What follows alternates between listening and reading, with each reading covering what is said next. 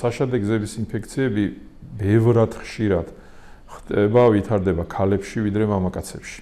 მთელი რიგი ანატომიური და ფიზიოლოგიური მიზეზების გამო, რომელიც ჩვენ ვიცით, რა მიზეზებია ესენი. კიდევ ერთი პრობლემა, რომელიც აუცილებლად მინდა რომ ჩვენ მოსახლეობას უთხრა, რომ ქალბატონებს ან ქალებს როდესაც დაემართებათ საშადე გზების ინფექცია, დაემართა ხო ცისტიტი მარტივი, რომელიც გვარდება დღეს თანამედროვე მკურნალობის პირობებში ძალიან მარტივად.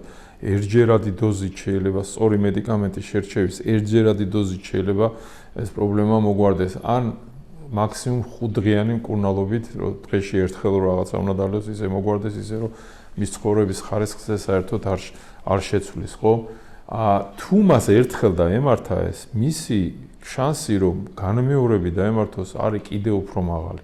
იმიტომ რომ ჩვენ ვიცით რომ 30-35%-ს ქალებისა ეს გაუმეორდება სადღაც 3 თვის ინტერვალით, ესეც ვიცით.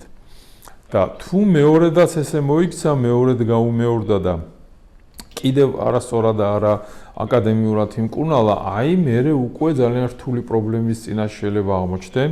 შარდვასთან დაკავშირებული პრობლემები.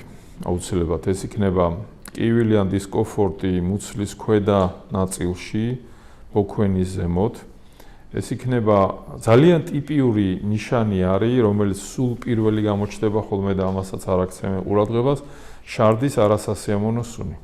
აი ეს ხშირად არის ხოლმე სულ პირველი სიმპტომი და მე ყოველთვის ვეუბნები ჩემ პაციენტებს ქალებს, რომ აი ამას მიაქცეთ ყურადღება და ეს როგორც კი გამოჩნდება სანამ თქვათ ხშირ შარდვამდე და შეუკავებლობამდე მივა საქმე, ეგრევე გაიკეთე ანალიზი და მიდი ექიმთან.